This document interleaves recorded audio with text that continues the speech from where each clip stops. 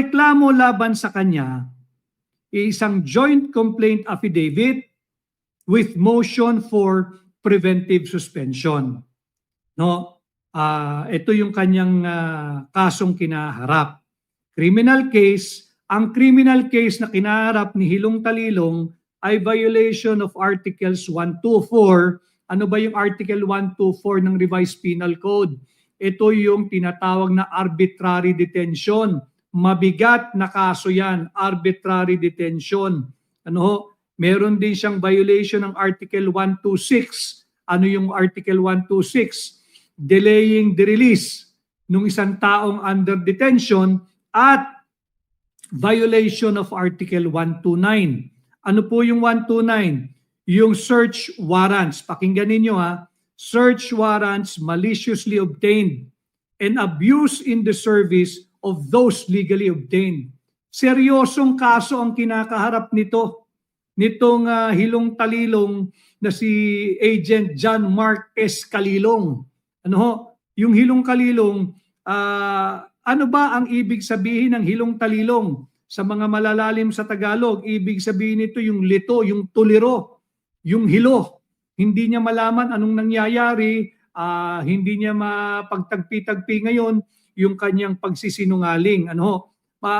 Yan ang ibig sabihin ng Hilong Talilong. And itong si Calilong, nahaharap sa kaso, ang daming aligasyon dito. Meron din siyang violation ng Article 130 of the Revised Penal Code. Anong kaso yan? Searching domicile without witness. Bawal ho yun. Kasi pag may nagpunta sa inyong tahanan, pulis, kinakailangan yan bago nyo papasukin upang gampanan yung pagsisearch ng inyong tahanan or premises, merong testigo. Kinakailangan yung barangay captain, yung barangay kagawad, kung pwedeng may pari dyan sa tabi ng bahay nyo, may simbahan, pakiusapan yung pari. Kinakailangan mayroong testigo bukod doon sa magpapatupad ng search warrant. Bakit? Upang maiwasan yung pag-aabuso, upang maiwasan yung paglabag doon sa linalaman ng search warrant, sapagkat yung search warrant, malinaw doon, tukoy dapat doon. Ano lang bahagi ng inyong pamamahay ang dapat nilang halugugin? Ano lang ang kanilang hahanapin o hinahanap? Hindi pwedeng open search warrant yan. Malinaw dapat sa search warrant, tukoy dapat yung lugar sa inyong opisina, sa inyong warehouse, sa inyong pamamahay, kung saan man kayo, kung ano lang ang kanilang hahalugugin at ano ba ang kanilang hahanapin. Kaya importante na may testigo dyan. So itong si Agent John Mark S. Calilong, yung nagpanggap na expert, ay nahaharap sa patong-patong na kaso, pati Article 171, falsification by public officer, employee, or notary, or ecclesiastic minister. Violation of Article 183, perjury. Ito mabigat. Violation of Article 294, paragraph 5, robbery, extortion, no? And Article 308, theft, pagnanakaw. Ito po'y lahat nasa ilalim ng ating Revised Penal Code at Section 4 of Republic Act number 7438. Para lang alam ninyo, yung pagkatao nitong nagpapanggap, nagkaroon ng 2 linggo. 2 linggo na seminar o 2 linggong pag-aaral, ni baka nga hindi 8 hours a day yung 2 linggong yun eh. Pinapalusot na siya ay isang eksperto. Nandito yung kanyang kaso. Final ito February 27, 2026. Ay file ito February 27, 2026 at 3 p.m. 3:52 p.m. No, malinaw 'yan. Na-receive ito sa Office of the Ombudsman Assistance Center sa Pasay base sa impormasyon na ipinarating sa atin. Baka alam niyo na rin to, pero para malinaw, sino ba yung star witness ng prosecution na kanilang iniharap sa impeachment court? It's a total waste of time. presenting him to be an expert na hindi naman pala. Tapos, hindi binanggit dito na meron pala siyang kinaharap na kaso at meron pang hiling na ilagay siya for preventive suspension. No, ang kaso niya ay hindi biro-biro. Arbitrary detention, delaying release, search warrants maliciously obtained and abuse in the service of those legally obtained, searching domicile without witness, falsification by public officer, employee, or notary or ecclesiastic minister, perjury, robbery, extortion, theft, pagnanakaw. Mabigat ang kaso nito. It goes into the very character of the person presented to be an expert witness.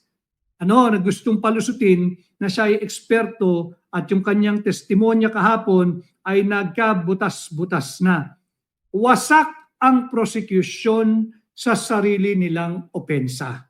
Yan ang naganap sa unang linggo ng pagdinig dito sa huwad na impeachment case laban kay Vice President Inday Sara Duterte. Malinaw dyan. No person shall be penalized, convicted, or be held liable on the basis of the guesses, speculation, or split, guesses at speculation ng mga tao na nagpapalaganap ng mga testimonyang wala namang basihan. Yan yung nasaksihan ng sambayan ng Pilipino. Incidentally, I would just like to show you itong si dating Supreme Court Justice Noel Tiham. Ito dapat yung mga ginagawang Presidential Legal Counsel.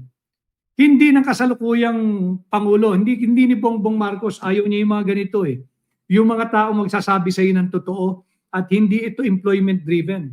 Ito yung mga dapat ibinabalik at ginagawang aktibo muli sa pamahalaan. Halimbawa, maging Pangulo magiging Pangulo si Inday Sara Duterte, ito yung mga kalidad na pwedeng gawing Presidential Legal Counsel. Pakita ko lamang ang kanyang sinabi.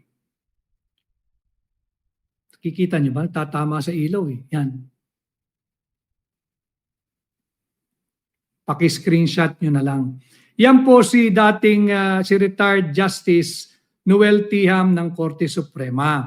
Ang sinabi niya, regardless of the outcome of the impeachment trial, there are no winners. Agree.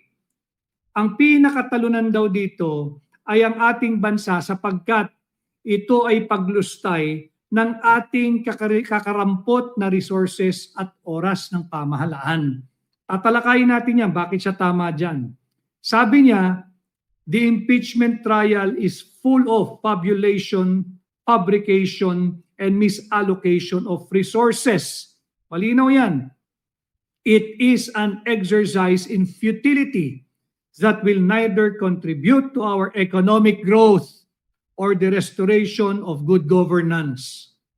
This impeachment is a deceptive pursuit of politicians to camouflage their incompetence, abuse of power, and bad governance, which explains why our country is not moving forward and has not moved forward from June 30, 2022 up to the present. Sabi pa niya, in the final analysis, the impeachment trial of VP Duterte is a pretentious, if not a grandiose facade of nothingness. Wala itong impeachment trial na ito. Babalik tayo sa totoong issue. Yan yung kurakot at korupsyon, yan yung flood control corruption, yan yung ghost flood control projects mula Ilocos Norte hanggang Mindanao. Yung mga nakinabang dyan, yung pagnanakaw ng pondo, yung mga proyektong nauwi na ghost flood control projects, yung mga substandard ghost flood control projects. Yan ang tunay na issue. Yan ang dapat nating huwag kalilimutan.